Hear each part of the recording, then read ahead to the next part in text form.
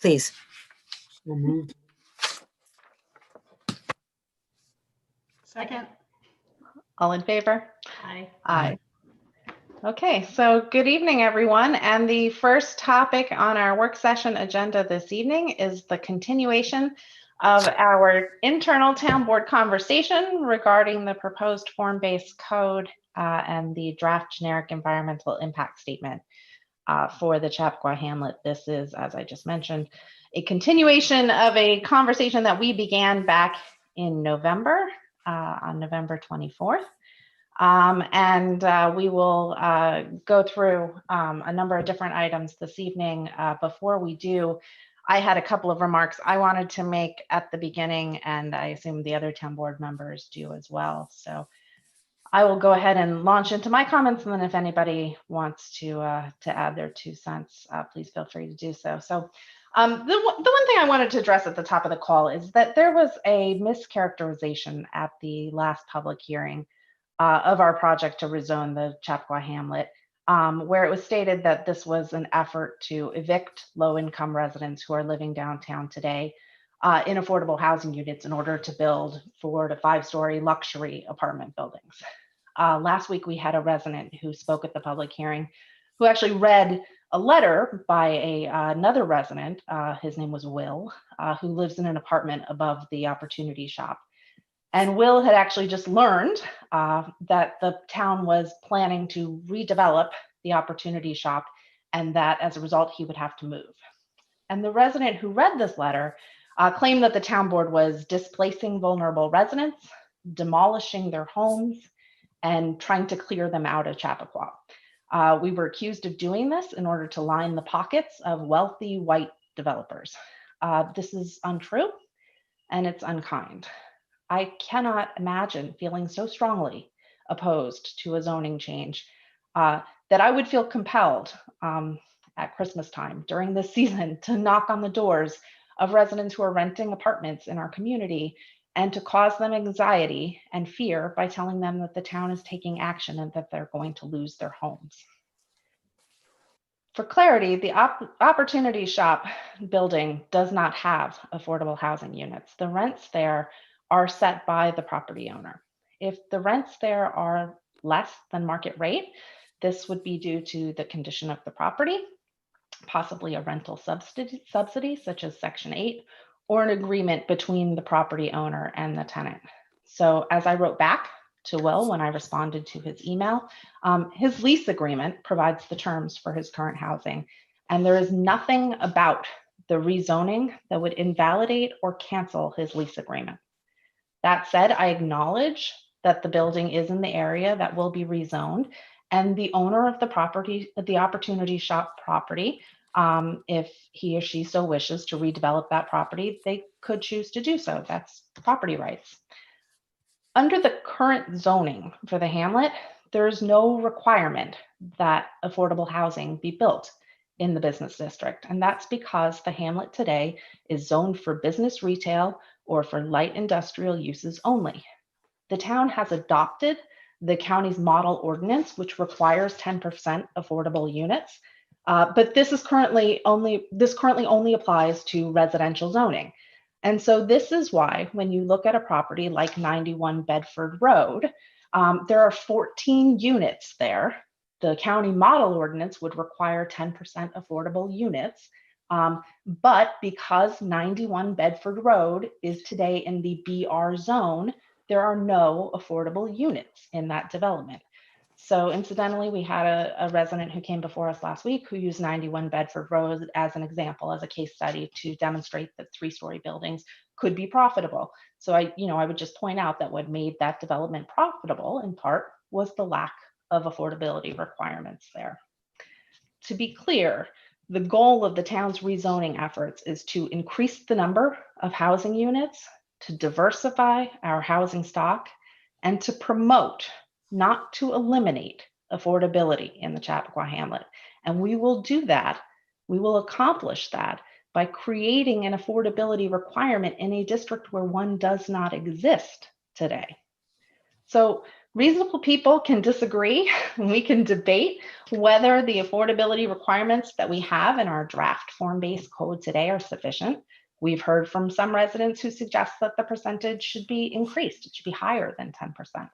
We've also heard from residents who want the town to think about whether we can incentivize or require workforce housing in addition to affordable housing. We've also heard feedback that there should be an incentive structure potentially to provide incentives for developers to exceed those minimum requirements. I'm grateful for all of these suggestions, and I do want our consultants to look into each of them. Lastly, I wanted to address the narrative, the false narrative, that this is a plan to develop luxury apartments.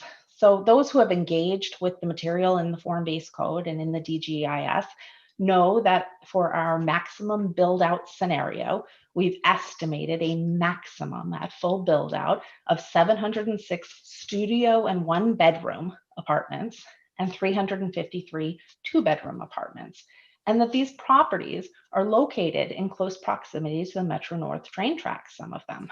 So we're exploring how we might require this mix of units. Clearly, we could dictate that for the town-owned property that's around the train station. But also, I have some questions, and I'm thinking about whether it's possible to build in those kinds of requirements for other properties in the hamlet as well. I would just say that we've withstood a lot of criticism with regard to the form-based code, and some of it is well-deserved. The town board, we are all human, and we make mistakes, and we're listening, and we are considering alternatives, and we can reverse course as needed. But know that we approach this project with only good intentions to bring about positive changes in our community and for all of the residents who live in our community that are in line with those set out in the comprehensive plan. So the last thing I'll say, and then I'll turn it over to the rest of the town board, is just to reiterate, I've said this before, I'm going to say it again, the form-based code is still a draft. The town is fully committed to taking the time to get it right. We are listening to the input, to the feedback from all of the members of our community and from all of our interested agencies, and we are taking all of this to heart. And you'll hear that tonight in the conversations that we're going to have. The current draft will change, and we look forward to continuing to collaborate with all community members and interested agencies in order to get this right. So that's everything that I wanted to say at the top. Jeremy, did you have anything you wanted to add? Just that we all want to work on this together in good faith. We can agree to disagree, but the reason why all these hearings are happening and why we are soliciting all this, the comments, is because we see that this needs to change. And this was always the first iteration. I don't think anybody in the community wants to see that maximum build out of 1,000 units as depicted in what we've seen in terms of the diagram. But nonetheless, it's not going to happen to that extent. To what extent it's going to happen and where we're going to be, I don't know, but we're all open to and want to see how we can, for lack of a better way to describe it, shrink it back. I would just ask that everybody act in good faith. And I'm going to share something which may ruffle some feathers, but admittedly, I really don't care. We were on there was an email with the school board and some residents about working together and having a meeting, which we're excited to do, as is the school board. And one of the residents inadvertently sent to all of us, and I don't see how it could not have been inadvertent, that this person wished, the secret hope was that if we could not have this meeting in person, it would cause the meeting to be pushed back even further between the school board and the town board. And it would shock me why anyone would want to say that they would want to see the school board and the town board not work together with the data that's available and come together for the best interests of the community. Whether we agree or disagree, personal differences aside, that's what we want to do. And it's not my secret hope, it's my very public hope that we can work this out and figure it out, not be obstructionist to everyone's opinions, and just because we don't like something, say it can't happen, but work together. So I say this because there are people who are very involved in this community, in this project, who have different opinions. We are not 100% right. We're not 100% wrong. We want to work together, but be genuine when working together. We're open. We're going to change. We're going to adapt. And we thank everyone and want you to continue being upfront with us, working with us, call us out, do what we need to do, make sure the job is done right. So thank you very much.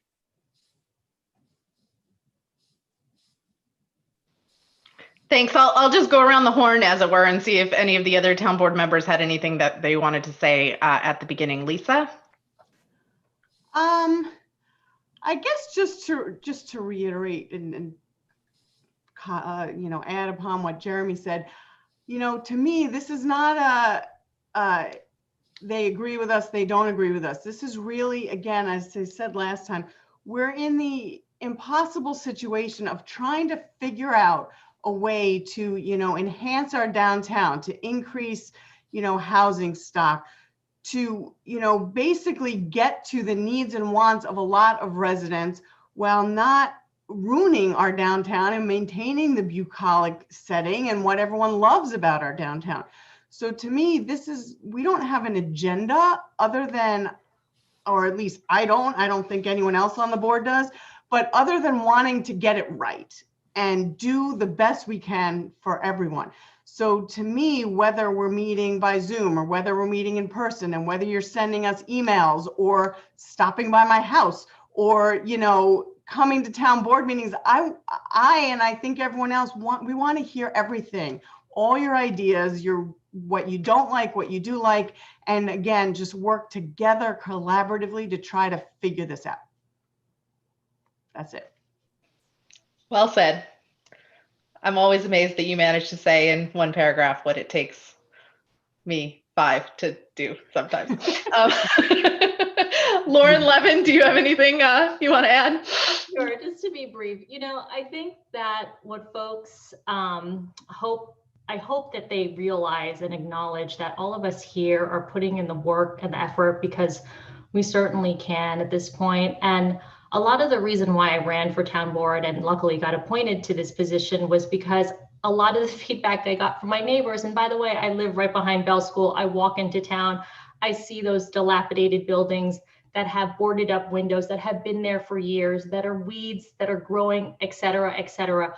A lot of these buildings are shabby. The point that I wanted to make was a lot of the frustration that I hear from new families are like wondering the velocity in which things get open or get built in this town is at a snail's pace. And what's frustrating too is that that building on 91 Bedford, that particular builder, his family grew up here in Chappaqua. There are many generations of that family, the Tavalochis, that have lived here in Chappaqua.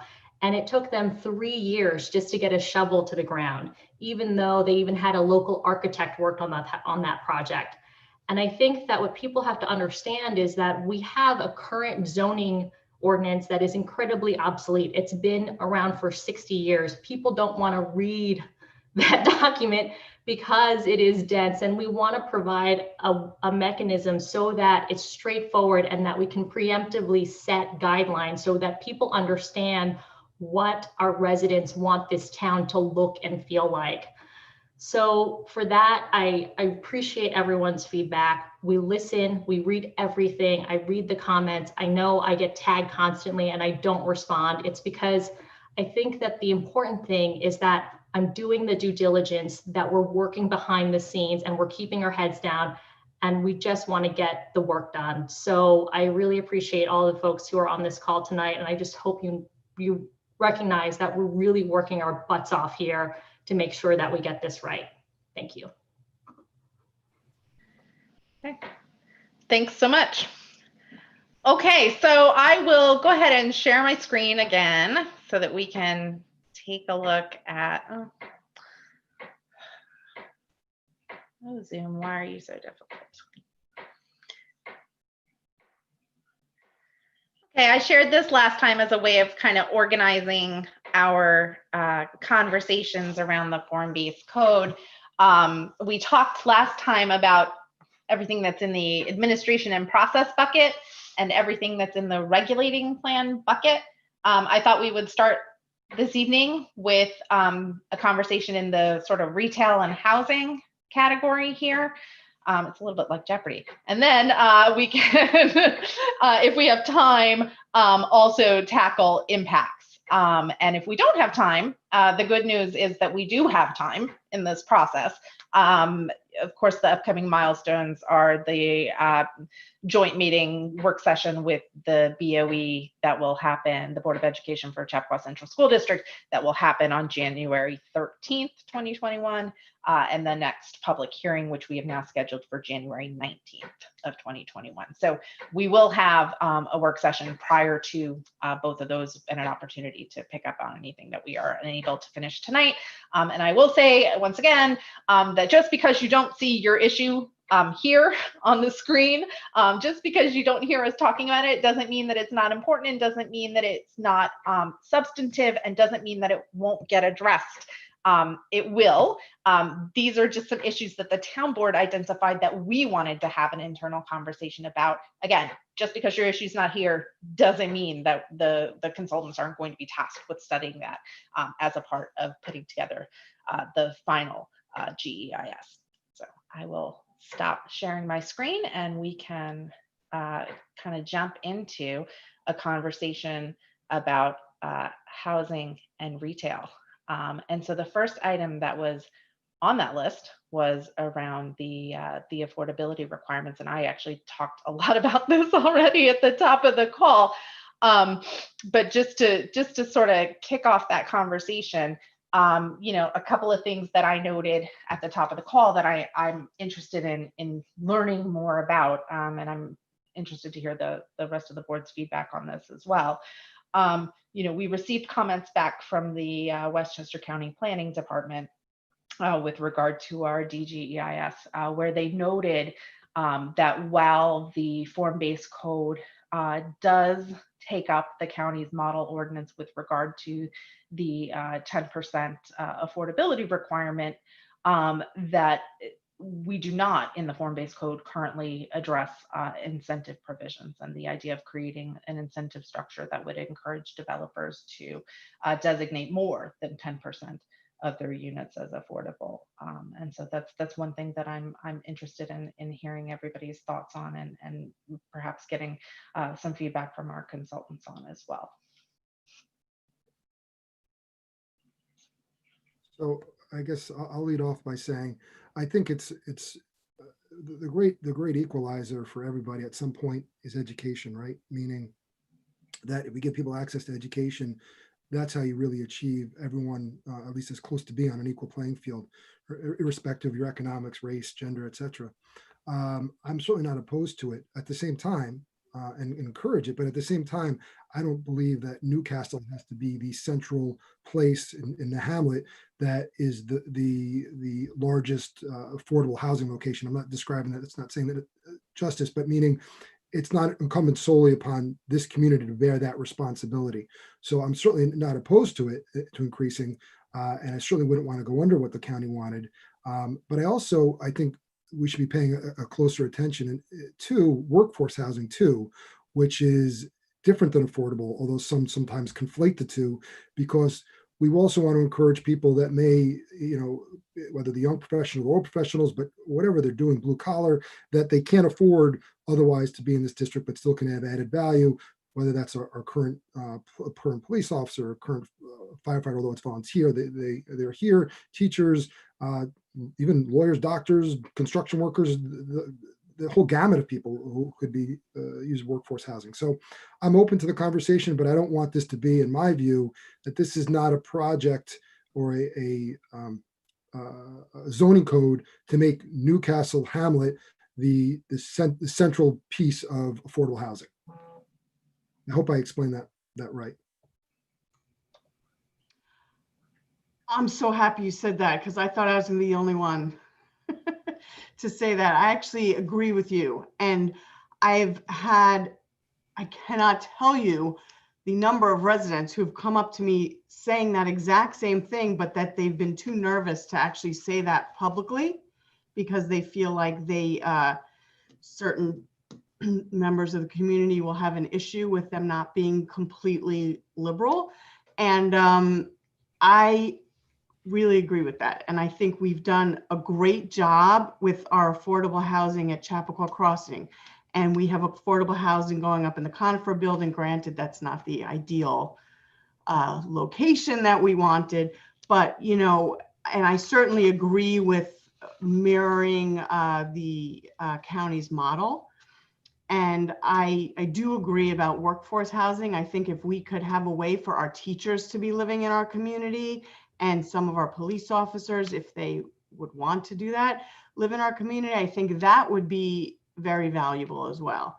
And I think if we're going to give incentives and you know, money to people, I also would want to see where else we would want to use that. Is it something we can do more for a business district because we want to help our merchants, and to help, if part of the goal of this is to really revitalize the hamlet and to help prop it up, there may be other uses for incentive payments that may be more beneficial to the community as a whole.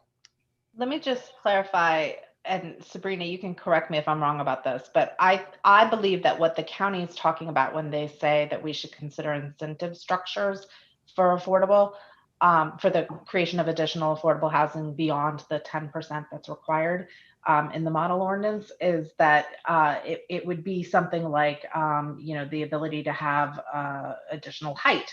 So let's say you're in an area that's zoned for, you know, 2 to 3, and you would allow a 4th story if you were able to increase the affordability requirements in that area. So I think when they talk about incentive structures, I don't think they're talking about payments as much as they're talking about relaxing some of the requirements that would be in the form-based code if you were able to create additional units. Sabrina, is that? Yeah, that is, to give you an example, in the New Rochelle model of the form-based code, there are incentives if you want to build additional floors over what is regulated, then your affordability requirement or your workforce housing requirement is increased so that you can build those additional stories.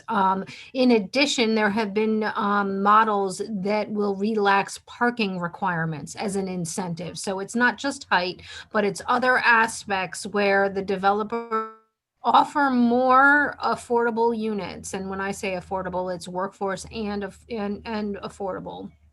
But that they will increase their number of units based on relaxation of codes that would cost them more.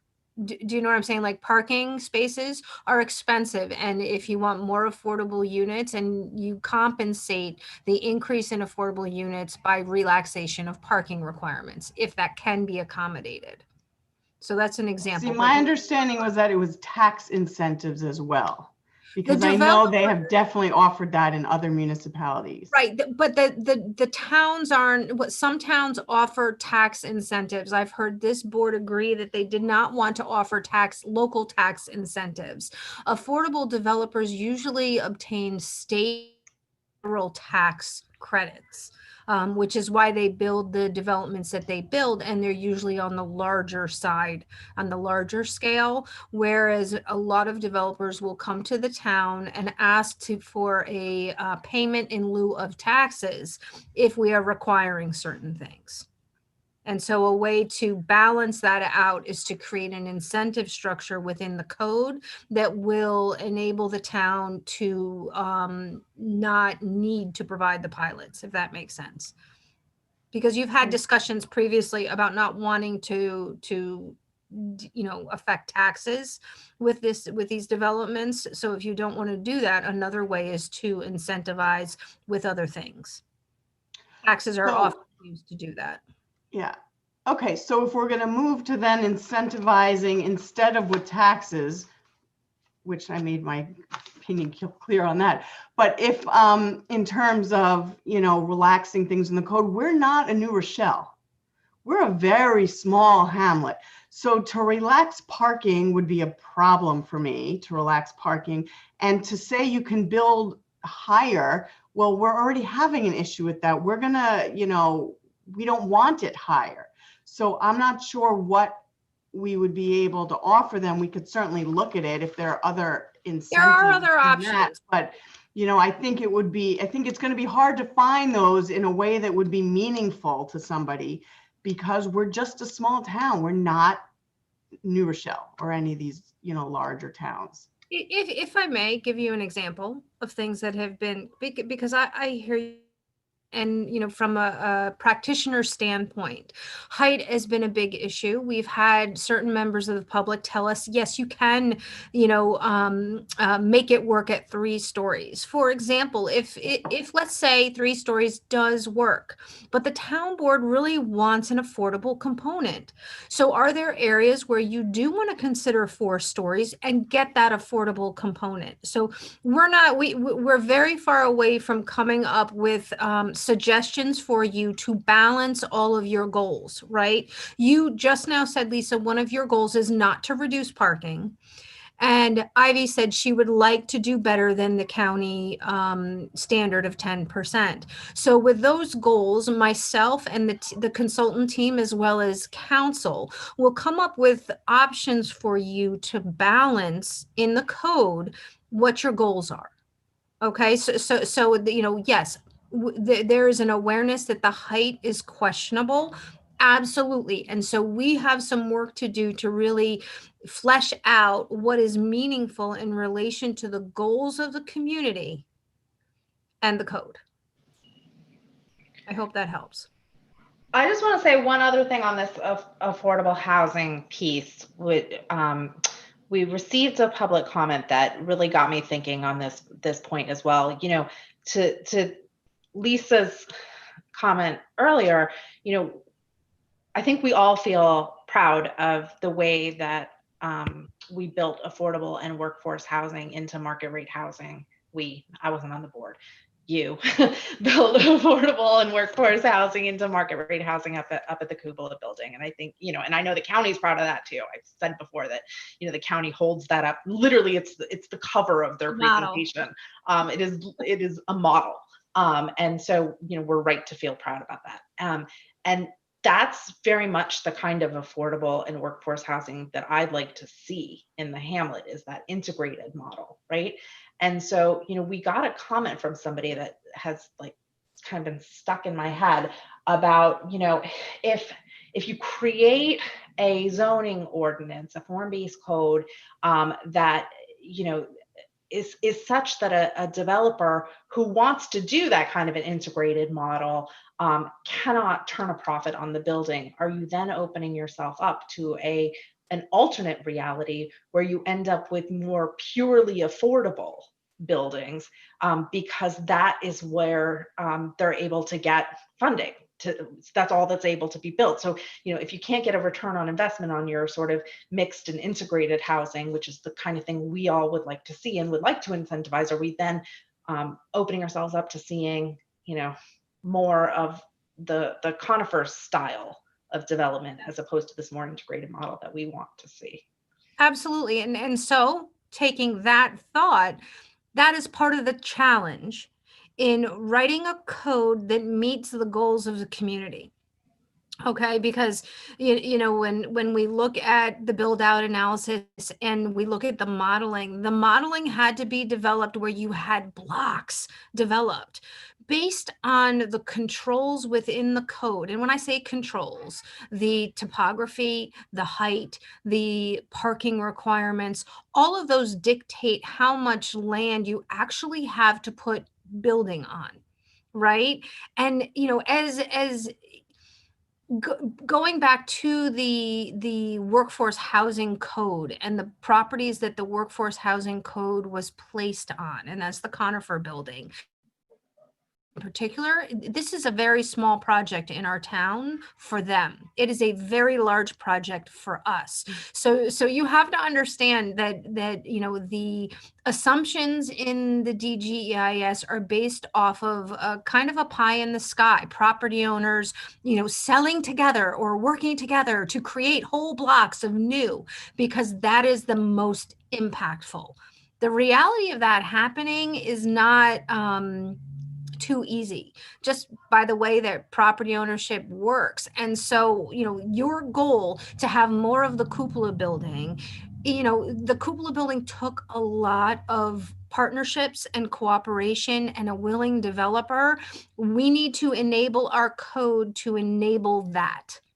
And we'll work towards that. That is one of the loud and clear goals of the comprehensive plan, because the cupola building is a model without a doubt. It's the first fully integrated mixed income building in Westchester County, and it is a model. And the county touts it. Wilder Balder touts it, the owner of the building, and there's a reason for that. And to be able to replicate that in the hamlet on a scale that is appropriate for the hamlet is the goal. You know, and it is just, we have to work to create a code that makes that happen, because what made the cupola happen wasn't the code. Okay, that was the willingness of the partners, and we need a code that reflects that council can say is legal. Ivy, I just wanted to, before we moved off this subject, I wanted to be clear so things aren't misrepresented out of this this meeting. Speaking solely for myself, I certainly support the increase beyond the 10%. What I'm trying to articulate, it needs to be a reasonable amount. You know, I don't think that this has to be, as I said before, the central location for all affordable, as I explained, also workforce. But I agree with Lisa as well. I think it's certainly a hard enough lift for 4 stories. Forget about 5 stories. 4 stories are a hard enough lift to say that we would want, again, speaking for myself, 4 stories and incentivizing a 5th story. That's not how I envision it. So I don't want this going out to the public. Wait, now they're thinking about 5 stories plus an affordable makes it 6 stories. That's not even in the dialogue for me. And it's difficult enough for even me to consider 4 to 5, much less 3 to 4. And that would be something that would work. But that all being said, too, I have a question for Sabrina. When it's 10%, does that mean that, can you please just refresh, when does it have to have a affordable unit? And then at what point do you round up? So if it's 19 units, is that rounded up? Always round up. You can't do a part of a unit. It's kind of like a part of a parking space.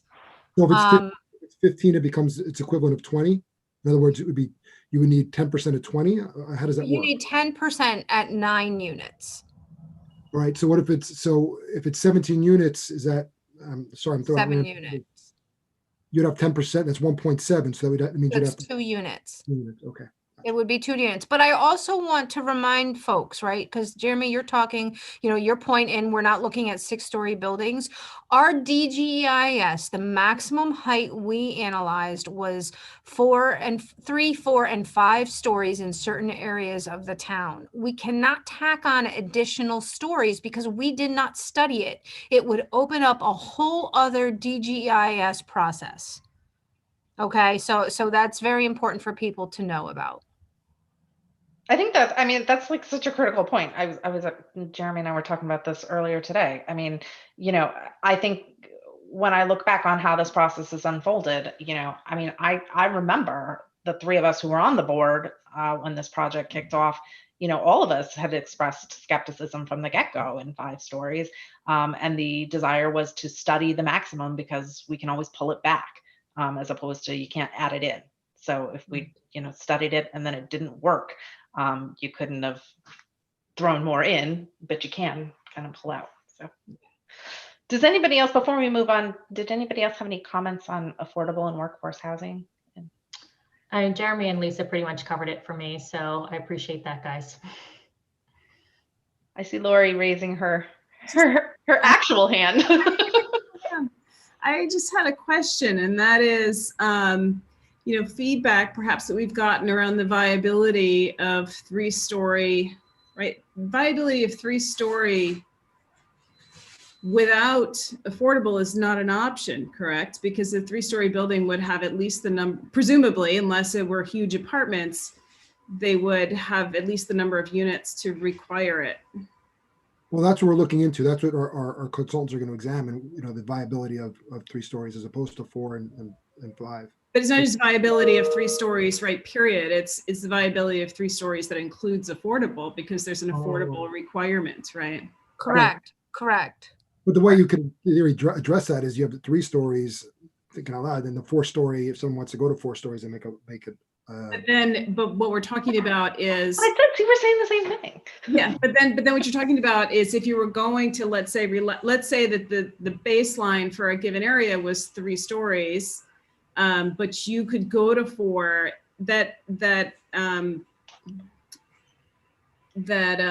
inducement to go to 4 would be dependent on actually going over the 10%. Correct. Correct. Okay. I just wanted to. Right, that's the incentives. The additional story, the fourth story would be the incentive story. Yeah. Or the reduction in parking or whatever. So Right, I think whatever- the question whatever- back to the consultants whatever is, can you figure Correct. out what an incentive package might look like, right? Correct. I'm kind of wondering if the model would suggest that in that setting, you'd achieve the goal of adding the affordable housing by necessity, because perhaps the 3-story wouldn't be viable on its own, because they couldn't integrate the affordable component, the affordable 10% into a 3-story building. And so they'd have to go to 4. And so then they'd have to go over the 10% to achieve the economic viability of the building. I guess it's, Yeah, well, and that's what really needs to be analyzed. And let me throw this in there. You know, you can incentivize percentages of workforce versus affordable. It's kind of, you can do a 1-for-1, or every 2 workforce you have 1 affordable. I mean, you can create the dynamic of your incentive if you're going to allow the incentive for the 4th floor or for the reduction in parking. You can try and create that mix to get the diversity within the income strata for the units. So there's a lot of work to be done regarding this to provide the board with the information that you need to make your decisions. I guess that in thinking about this incentive model, the incentive model may mean that any building that went up on a property would end up having to be 4 feet, or 4 stories to make it meet all of the requirements for the proportion of residences that need to either be affordable. Right. Okay. Right. And that's the answer, to be quite honest with you. That's the Ben Herman saying 3 stories is viable. That's looking at 91 Bedford saying there's no affordability there. Are they in the red or the black? If they were required to do 10% of their 14 units at affordable, where would that be? So there's a lot of that detail analysis that needs to happen on a pro forma level for a project or for a sample project needs to be conducted to really understand, are we talking about something that is viable or something that isn't? Because right now we know, based on the look of and what's happening in the hamlet today, our code is not viable. The current code is not the current viable. code. The current, sorry. No, but I feel like Lori, it only took you saying it like 3 times for me to figure out what you meant.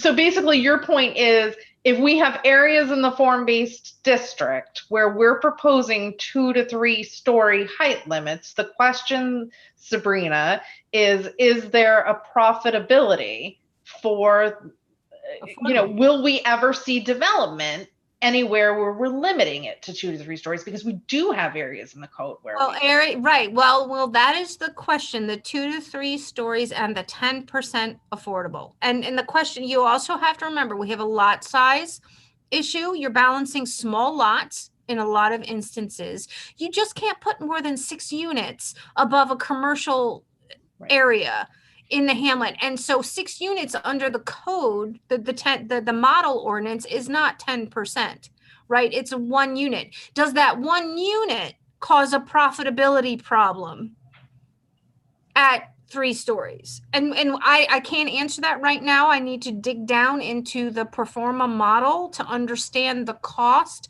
of an affordable unit. I can tell you, when it comes to parking and structured parking, we know that cost is $25,000 per space minimum.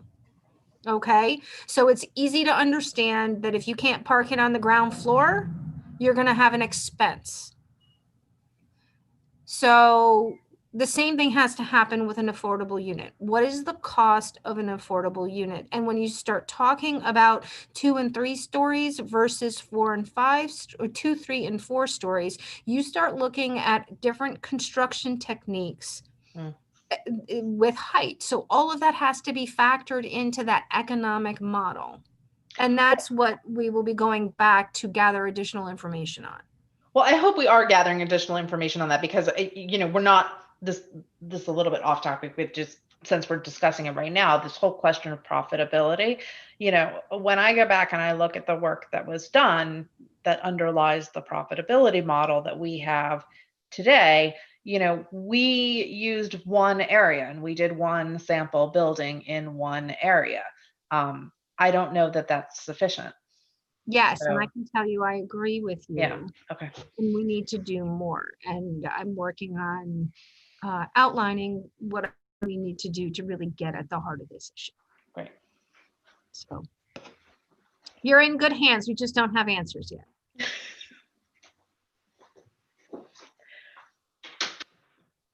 So switching to our next topic, then I'm not going to throw the slide back up on the screen, but the next thing that we were intending to discuss is with regard to the estimated number of units and the number of bedrooms in the units, and how did we come up with that sort of estimate today. And so, I mean, that's the question for me. That's the topic that I wanted to discuss, is how do we sort of justify and rationalize the mix of units that we have included in the DGEIS. And then, sort of, if understanding that that's what we want to drive towards, and I talked about this at the top of the call, the sort of increase in the number of studio and 1-bedroom apartments and 2-bedroom apartments. If that's really what we're trying to incentivize and what we're trying to get out of future development, are there any mechanisms by which we could proscribe the unit mix or the number of bedrooms or so on, which seems to me to be something that we would have control over for the town-owned property, if we were in the future to look to sell that property.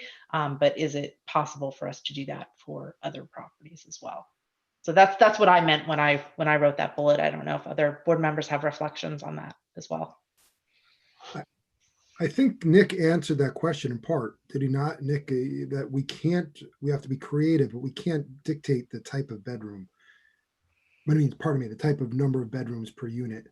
What you could do is put, For example, for every 1 unit, every 1-bedroom, or pardon me, for every 2-bedroom, there had to be 2 1-bedrooms. well, you could come up with a ratio. You could come up with a minimum unit size that would sort of then dictate or control. You could require a mixture of unit sizes. We want a maximum unit size, not a minimum unit size.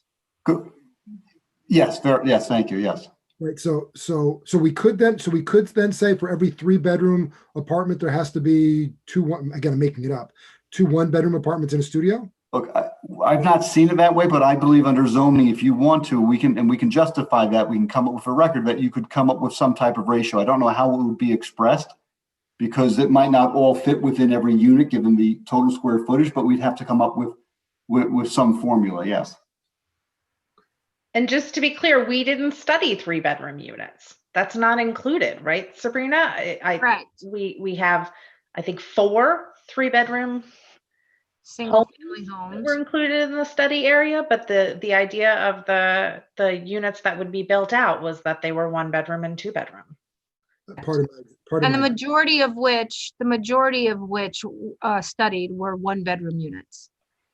And again, this was the composition under the proposed action that was to represent the most impactful.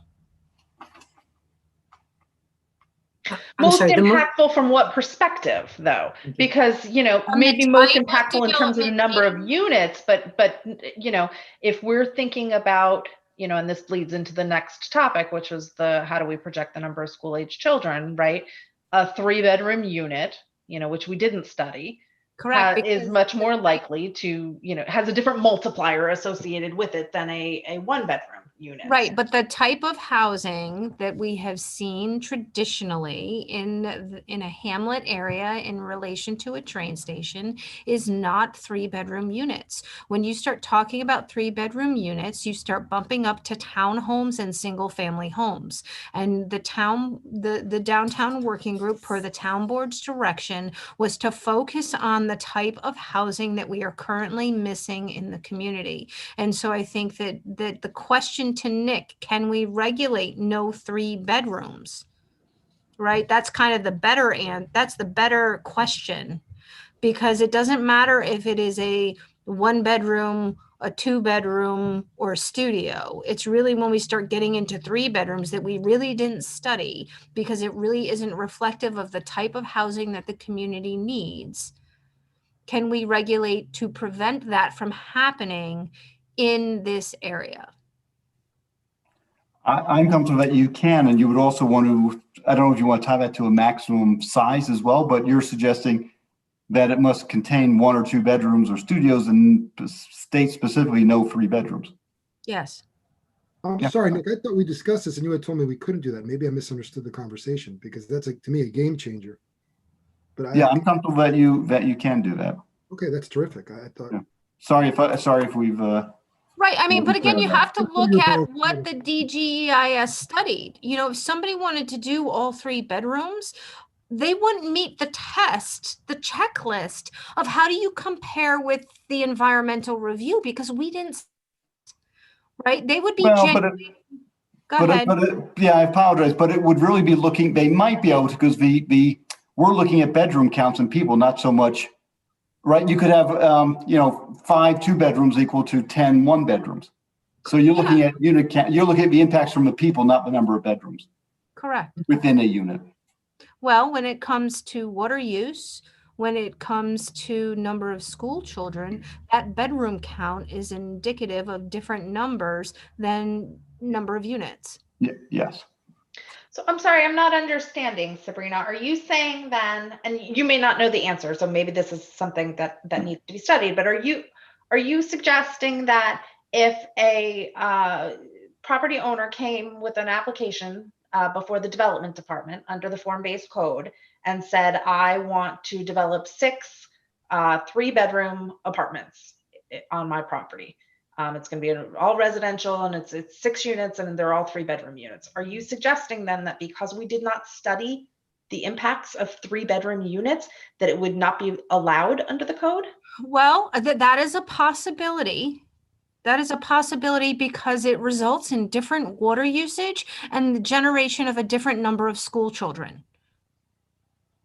May We I? gotta know that for sure, because Right. Well, and again, that's one I of the don't.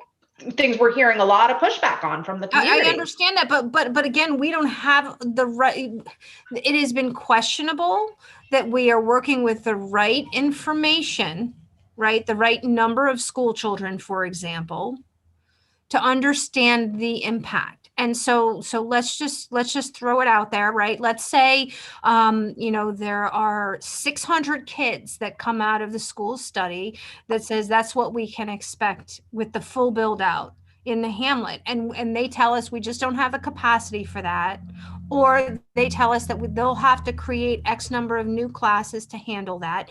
What is the cost of that? Is there an impact associated with that? That might mean either we create a program to help balance that expense, the impact fee of that. That's not the right language, and Nick can use better language than I can, but or we drop the height of the buildings, or we restrict the number of units. If we had a drinking water issue and we could only handle X number of additional gallons per day, we'd have to restrict the number of new units that could potentially be built. So when looking at a development project, we have a goal of X number of units divided by a certain way. As a developer, you should come in and help us achieve those goals. If 3 bedrooms aren't our goal, then perhaps they don't pass that checklist. Yeah, Setting aside the number of school-age children for the moment, it's a critically important issue, but that's actually just not even what I'm asking. I'm just asking a really fundamental question, which is, can you build three-bedroom apartments under our form-based code? Yes And or no? I'm gonna say, if we didn't study 3-bedroom apartments and we assume everything is built out and I cannot balance in, based on the information that's been submitted, what the impact of those 3-bedroom apartments are, then I will need more information based on the additional impacts of those 3-bedroom units. Would So are that you mean- talking about, I'm sorry, Jeremy, go ahead. Would that mean then if someone wanted to, if this is correct, they'd have to go back before the planning board and the planning board could then give you a variance to allow it?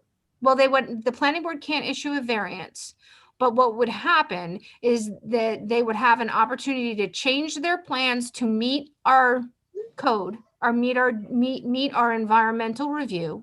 They could do a supplemental environmental review, which which may be under the authority of the planning board, or they could go to the zoning board for a variance.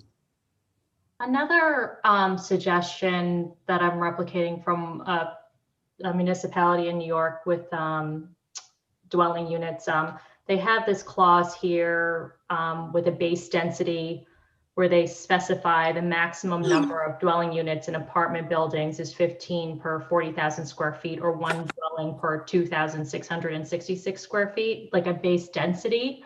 So would that perhaps help us out here as it relates to making sure that we're not, in another way, not allowing 3-bedroom apartments?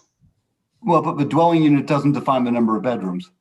I So you see. could, so one could have a 3-bedroom, just make them 3 smaller bedrooms. Fair. So the dwelling unit size is a way to sort of control that, but the best way is to state the intention of either a unit mix or prohibit 3 bedrooms, Okay. or prohibit, more than X percent of 3 bedrooms. Yeah. And then we have to have the environmental review tie into that. Why have we done that? Which I think you can do. We can do. Lori, go ahead. Use your hands. Go Yeah, for it. seriously, Lori, you got to just jump in here. It's sink or swim. No, I'll just make you notice me. It's okay. So is there a definition of use in terms of units for sale as condos versus rental? And does that shift the analysis of burden on the schools, for example, and expectations for who the market buyer might be, or who the market resident might be if it's a rental versus a purchase? In the DGIS, there is not a distinction between rental and condominium ownership. That is a type of ownership, and there's different classifications in the taxation system. I'm not an expert on that, but the form-based code or the DGIS really looked at rental or ownership. Like a single family home would be ownership, a townhome would be ownership, but an apartment, the apartment units were looked at as rental units. Is that, if we thought if there was a model that suggested it was desirable, could you allow 3-bedroom, provided I guess it's compatible with the DGEIS, could you allow 3-bedroom as in a condo arrangement rather than a rental? So you could say yeah, we could allow 3 bedrooms, but they have to be condos and not rentals. But even if it were, I'm just wondering if there's an analysis that might suggest whether that helps or not. But even if it were a condo, one would still be able to do that as a rental. Condo or single fee goes to the ownership, whereas rental versus owner occupied goes to the occupancy of those, whether they're rentals or whether it's a condominium, a co-op, or single fee. So I don't see that zoning doesn't regulate who's occupying it, a renter versus an owner, and that we can't control. Yeah.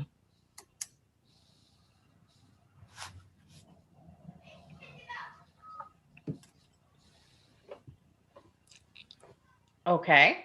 So I think what we can do, Sabrina, I can go back and look to see if we can come up with maybe some other codes that IB have looked at a ratio and unit, either both unit type mix, square footage type mix, and give you some options there. Yeah, I mean, there are other codes with sample that handle it differently. And, it's my intention to provide you with an analysis of the other codes that are out there regarding these issues that you are wrestling with right now. So you can understand how other communities have handled these issues and try and identify a path that is right for Newcastle. Okay. So the next topic that we were going to discuss, sort of briefly, is the estimates with regard to the number of school-age children. And I say briefly because I think that the town board feels that we have gifted this analysis, as it were, to our colleagues and friends on the Board of Education who have engaged consultants to study this question further.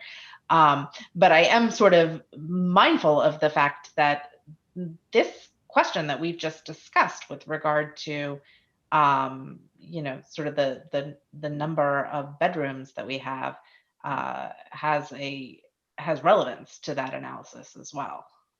Yes, it does. And I can give you assurance real quickly that I've spoken with at least one of the 3 consultants that the school district hired, and they were very interested to understand the unit count and bedroom mix that went into the DGIS. And we discussed the study area, making sure that they understood the boundaries of our study area, so that they had correct information going into their analysis. So, there is communication with at least one out of the 3 consultants in relation to the work that we have done. Okay. I don't know if anybody else wants to say anything on this topic other than stay tuned for January 13th. Okay. The only other thing that I had flagged on this, and it's less about estimating students and more about sort of our kind of ongoing partnership and relationship with the school district, is one of the things that I'm going to be thinking about, and I don't know if it'll come up at the meeting on the 13th, but want to make clear is that if we have the ability, and we talked about this a little bit last time, to set up kind of a regular schedule or a cadence of check-ins with the school district, so that we're analyzing on an ongoing basis what the impacts of the form-based district and the rezoning are with regard to the increase in the number of school-age children, such that if we need to put a moratorium in place to sort of slow the pace of development, as it were, so that we're assured that the school district is prepared and able to handle any increases in the number of students. That's one of the things that I know we've mentioned a couple times, and I just wanted to reiterate here that I think is important for us to figure out what that would look like. So I have another quick comment on this apartment bedroom number question, and that is, do we have a feeling for the desirability of certain bedroom numbers for downsizers, retirees? If that is one of the things that we're hoping to solve for, which is creating housing alternatives that appeal to folks looking to downsize from their house after their kids are grown and flown. What is that population actually looking for, and would this fill that need too? Which is why we studied 2-bedroom units and not 3-bedroom units. Right. 2-bedroom. So there was a large discussion with not 91 Bedford, with the East Village and the number of bedrooms in the East Village, if you recall. And they wanted first floor bedrooms, which then would first floor bedrooms and basements, which would create 3-bedroom scenarios. And there was a lot of concern about that 3-bedroom, that 3rd bedroom. And the town board discussed long and hard about that increase in bedroom count, so as did the planning board. So that is why, that is again meeting the intention of the code, and the discussion surrounding the goals was to create the starter home type of, apartment living, and then the downsizing apartment living, and the magic number of bedrooms is 2, or traditionally has been 2 for most folk. I would note there was no objection from anybody about adding an extra third bedroom, nor adding a potentially finishable basement to house another child from anybody. And Ivy and I, and there's a video you can watch, made a big stink about it, but not a word from anybody.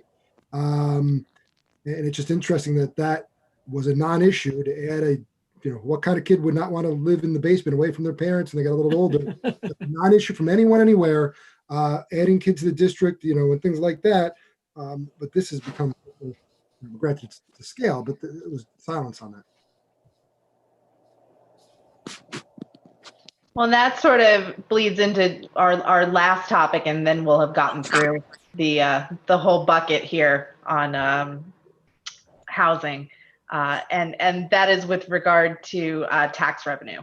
And so, we have heard many comments back from the public with regard to what will happen to our tax base as a result of the form-based code. And I have said, and I'll say again, that my understanding of the impacts of the form-based code and the rezoning and any development that would happen as a result is that this would increase our commercial tax base and would shift the burden away from homeowners.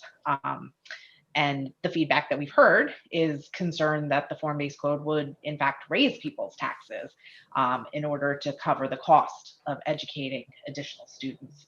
And so, I really want to understand that better. And I feel like I need further analysis of both of these perspectives.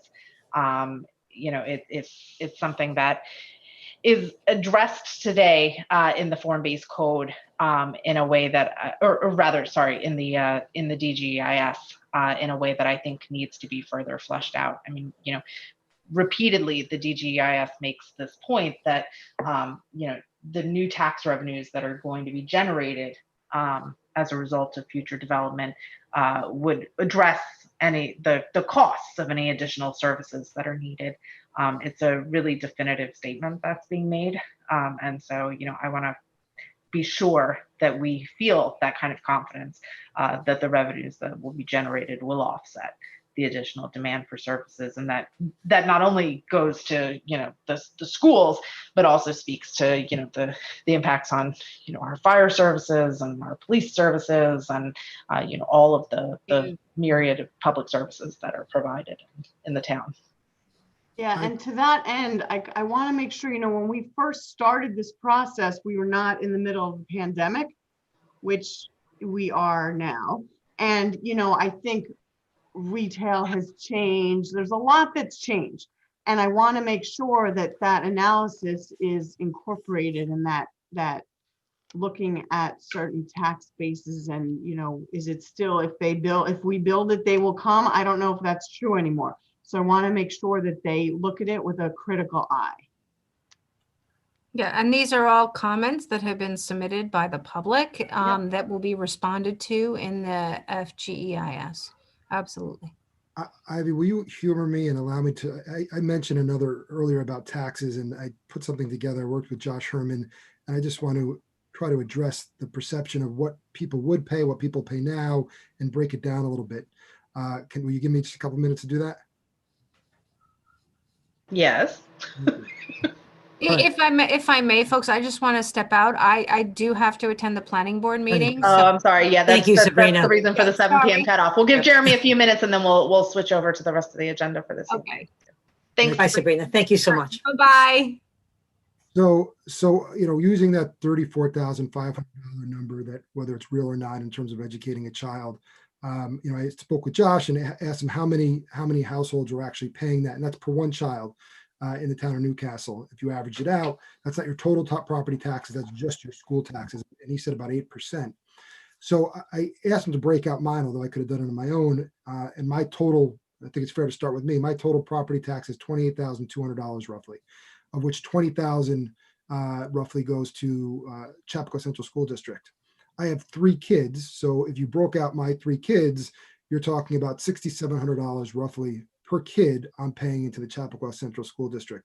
So clearly I am not paying my fair share, not even close to my fair share. Now, granted, I'm paying fee simple, but the perception really about what you are going to pay and what an apartment pays depends a lot, obviously, on whether the house is empty nesters, how many kids are in the household. There's so many factors. So if you broke out what my fair share should be, it's $103,500 for 3 students if you use that $34,500.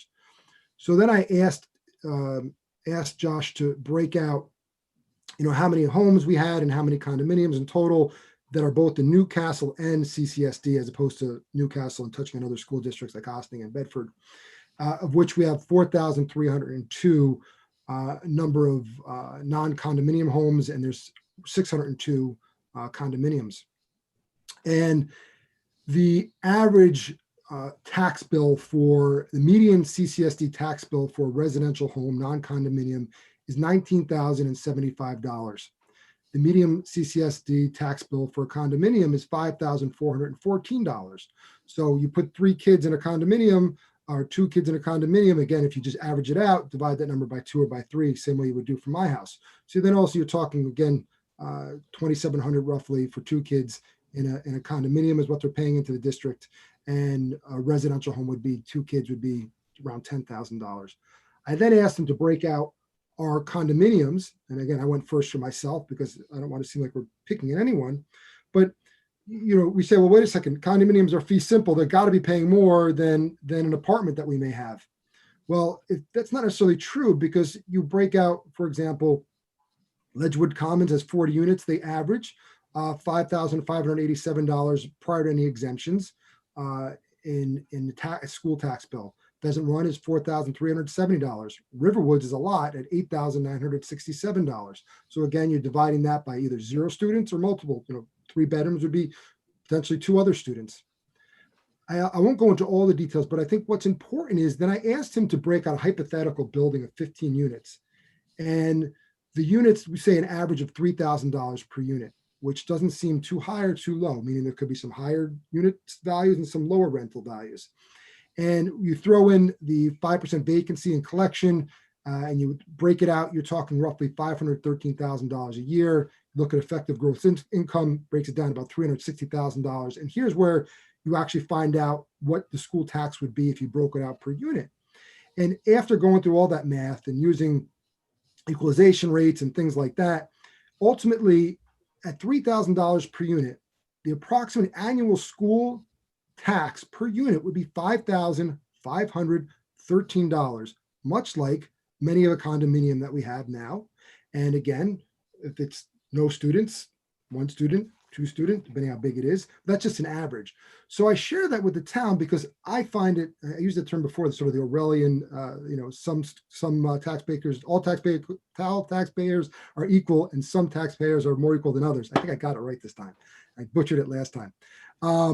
But it's disturbing that there's this belief, because if you believe then that we can't have apartments at all or limited because they're not going to pay their fair share, then what you're really saying is that we shouldn't have any more condominiums. The people who are in condominiums now aren't paying their fair share. I'm not paying my fair share. It becomes kind of a disgusting, in my view, analysis, because the numbers, this is an approximation using hypotheticals, are not necessarily that far off. Does that mean we want to flood the community with apartments? No, but I think you have to have a realization of what you're talking about and the numbers before you say, hey, you're going to hurt the school district, because then you're saying basically so many other people, anyone in a condominium, absolutely, and many people like me who have 3 kids in the district, we are not doing our part. So I just wanted to share that the numbers are important. The numbers don't lie, even if they can move and fluctuate based on certain presumptions. But fair share is fair share, and I think everyone is paying their fair share. So I think that's important to deal with. So thank you for humoring me on that.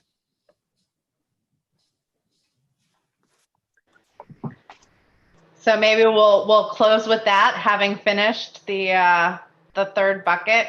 Also well said, Jeremy. I agree with you 100%. And I think that I think that we can reasonably look to analyze and partner with the Chappaqua Central School District at looking at what the impacts are to the overall budget. But this conversation about fair share is really problematic, in my opinion, insofar as we believe that public education is a public good, and that taxes are the price that we pay to live in a civilized society, if you believe all of the Wendell Holmes. So anyway, so well said. And I think that takes us to the conclusion of our third bucket. And we can pick this up. Jill, we can pick this up at our first meeting in January? Yeah, January 5th. All right. Tonight is Like I actually said, our we did. last meeting of 2020. We made it. We did it. We got No through. small feat, I might add. No small feat. So we can pick it up in January. January 5th, you said? January 5th, right after our organizational meeting.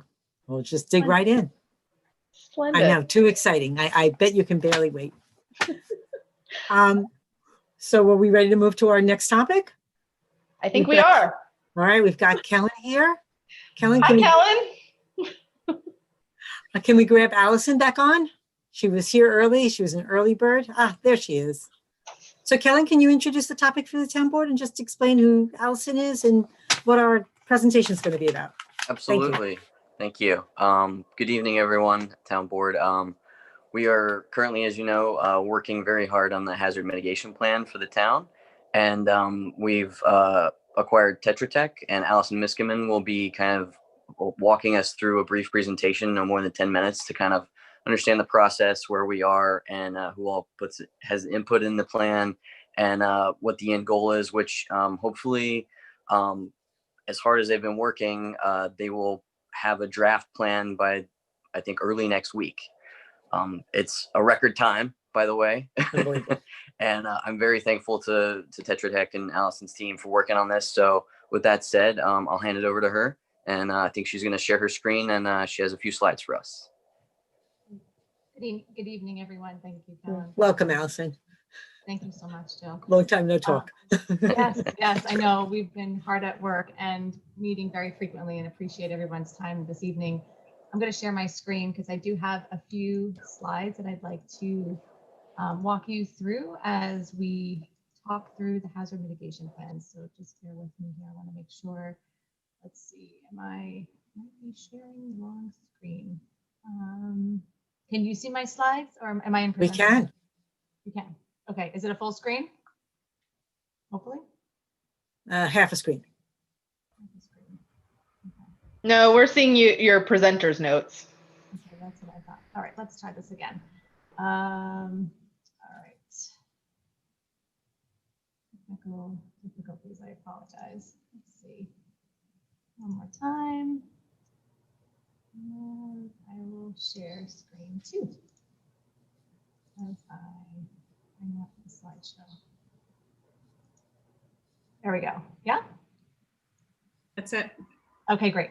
All right, so as you know, we've been working very hard updating the hazard mitigation plan for the town. I'm just going to walk you through very quickly on what hazard mitigation is, why it's important, and the planning process that we have been very rapidly going through together. So, for those who have not been involved in a hazard mitigation plan or hazard mitigation in general, what it is, it's very simple: any action taken to reduce future disaster losses.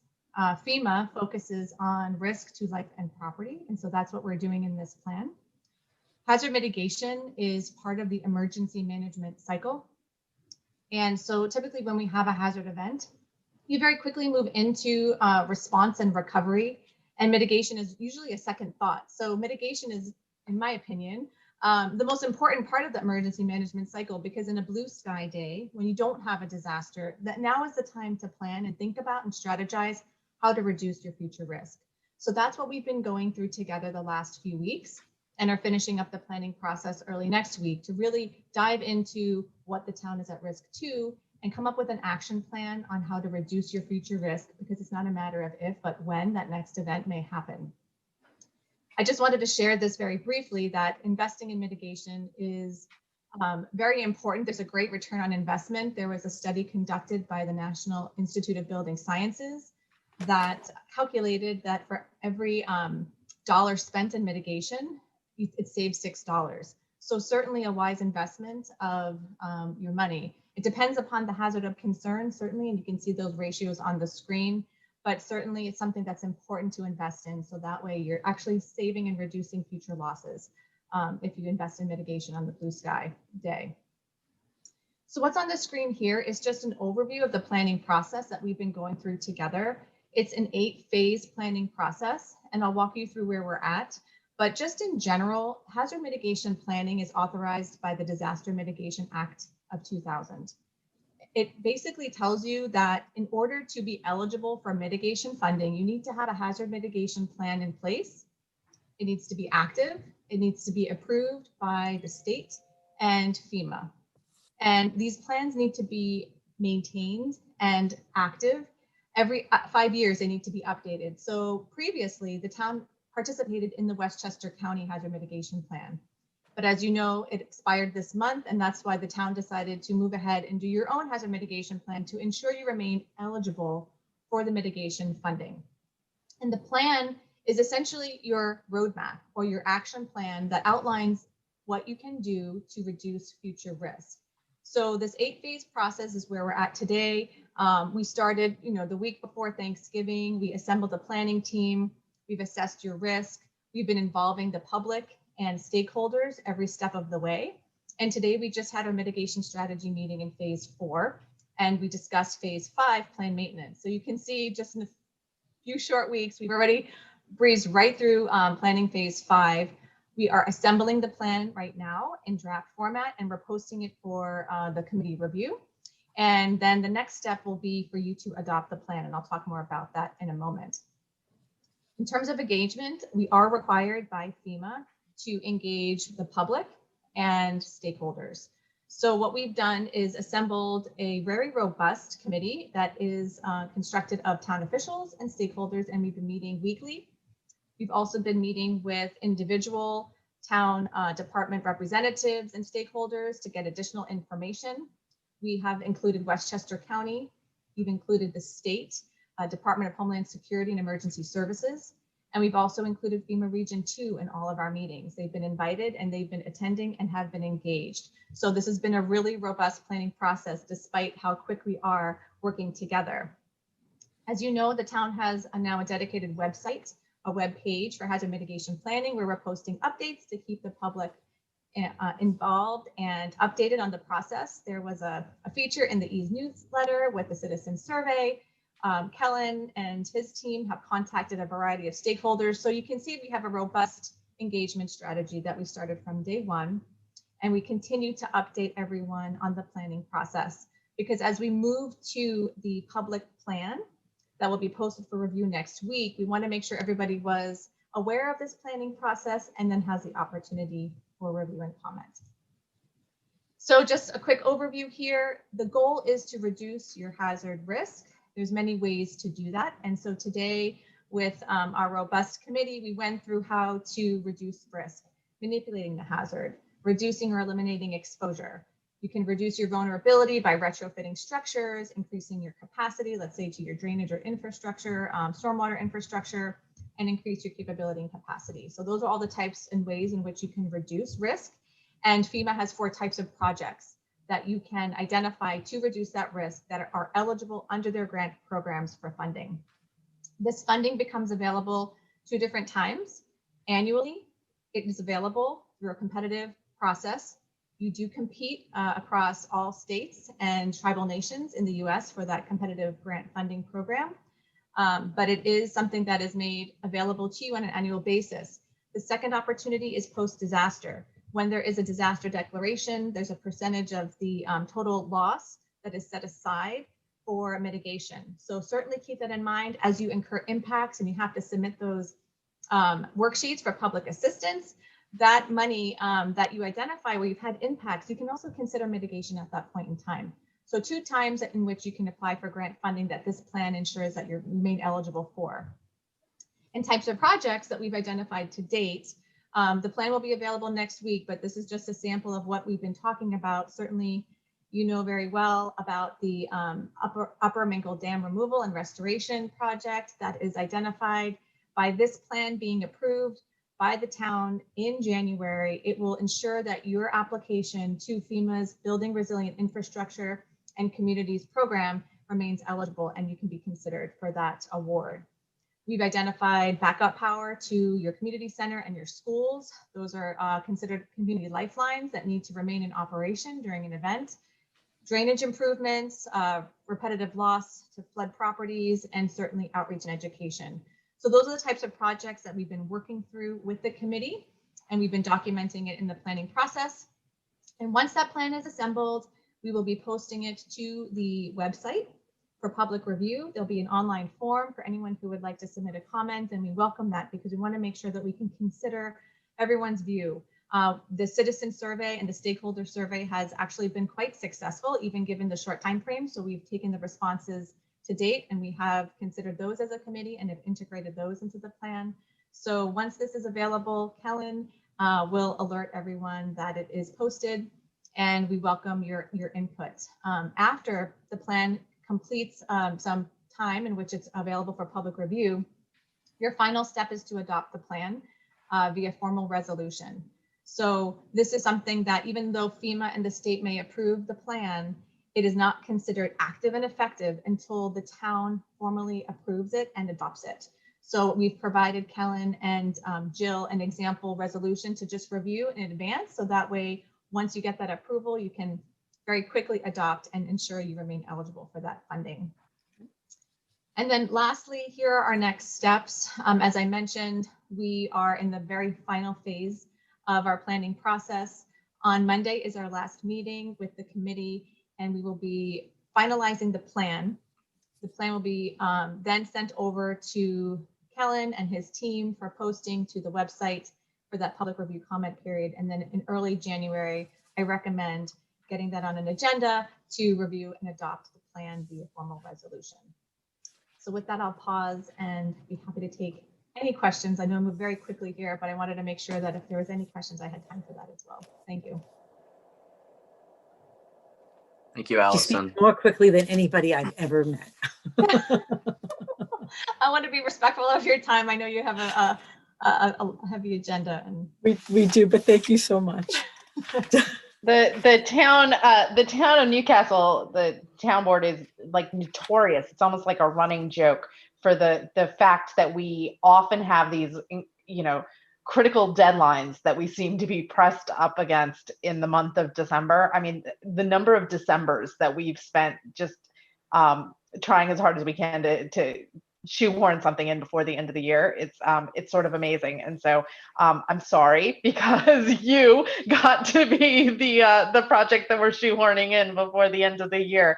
But you guys have done an impressive job in quick order, and it means a lot to us to be eligible for this grant and to be able to move forward with that. It's critical for us. So the quick work that you did, and Kellen, that you've led, is really very meaningful for the community. And so thank you all for the time and effort that you've put in during the holidays to get it done.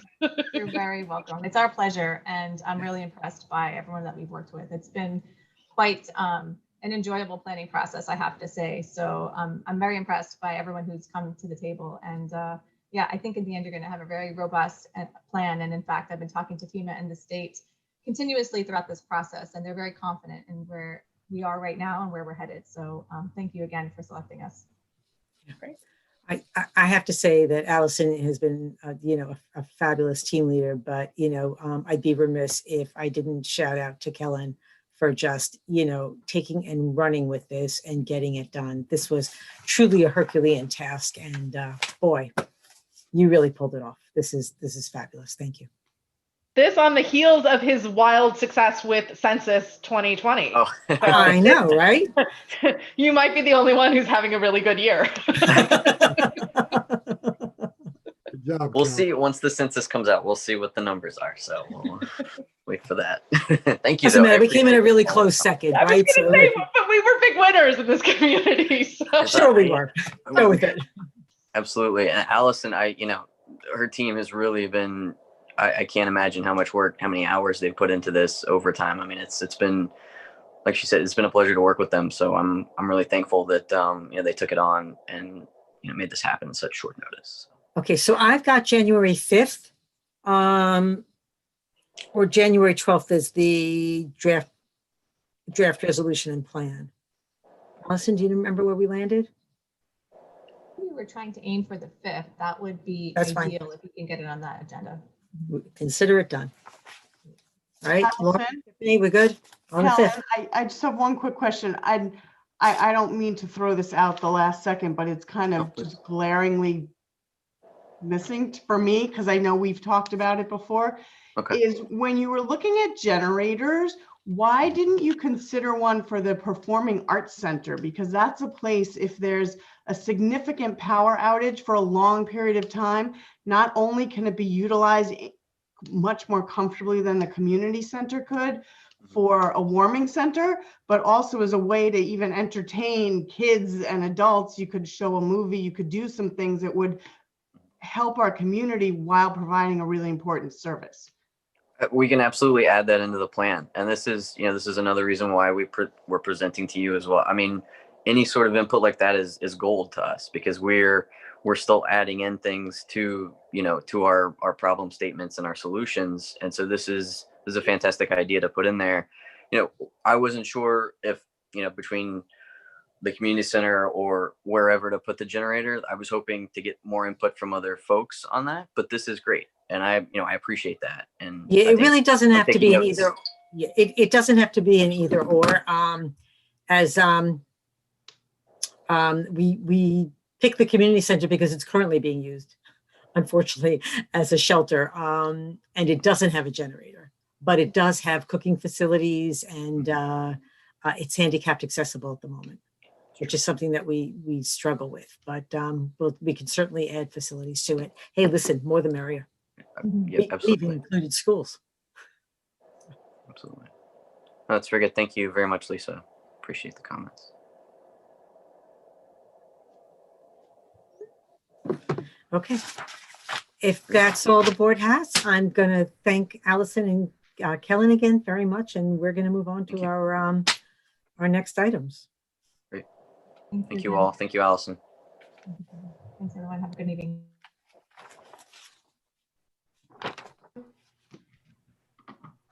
Okay. The next item we actually have on our agenda is, I could have asked Kellen to stick around for this. It's authorization to sign a letter in support. It's the Sawmill River Watershed Action Plan. It's yet another action plan for conservation and watershed protection. So this is coming from Sabrina. The next item after that is a resolution to create the September 11th Memorial Committee. The board spoke about this last week. Okay. Before we get into administrative items, we've been, our conservation board has been the very welcome recipient of some terrific public interest.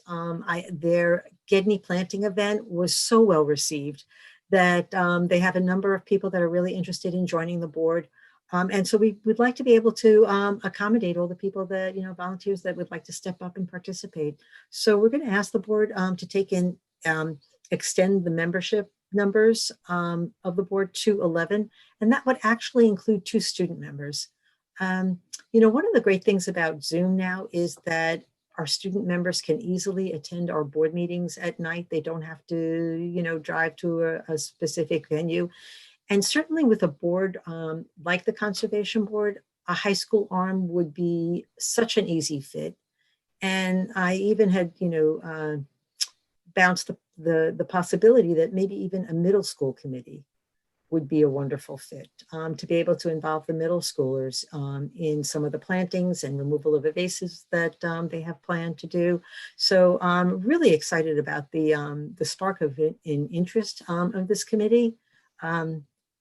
They've they have some terrific projects and plans on the horizon, and we're very excited about it. And I think the whole idea that they're planning things that are family friendly and get people out and do something constructive, and it's just such positive energy that we're really excited to see what they've got planned for 2021. So one of the things that Ivy had charged me to do, and we did it for like January, February of 2020, and then it got dropped off, was for us to meet with each of our boards and commissions and just find out what they're doing, how we can help them, how they can help us, and just open those lines of communication. And I'm going to try again. And I promise you the Conservation Board is going to be one of the first boards up in January. I'd love to get them in and see what they've got planned for 2021 and see what other terrific things we can do together. So very excited about it.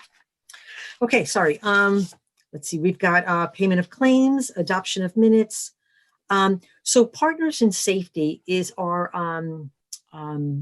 pre-employment physical. They're our drug testing organization. They're actually an essential part of our ability to work efficiently and work safely. So we're going to ask for a renewal of their service agreement for 2021. We're also asking for authorization to solicit proposals for engineering services for the Bedford pump station upgrade. This is one of the many projects that Jerry Morshell is thinking about doing, is planning on doing in 2021. It needs an upgrade in terms of pumps, and also it doesn't have a generator. Much like Inningwood's pump station that is working as the Catskill and Croton aqueduct shifts are going on. We also have a Bedford pump station, and that needs to be upgraded as well.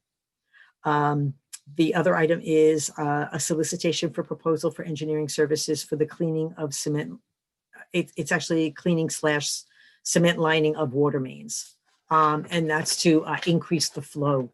And this is, again, just improvements to our water infrastructure on pipes that have been around for a long time. We would also like authorization to implement the contractual increase. It's the cost of living increase for Sanipro for 2021. The next is going to be the repair of a stone wall on Hollow Oak Road that got damaged during one of the last storms. It's a head wall, so we'd like authorization to go out for that proposal. Goodness, there's a change order for the Millwood Water Treatment Plant project. There was evidently a $7,000 item that wasn't included.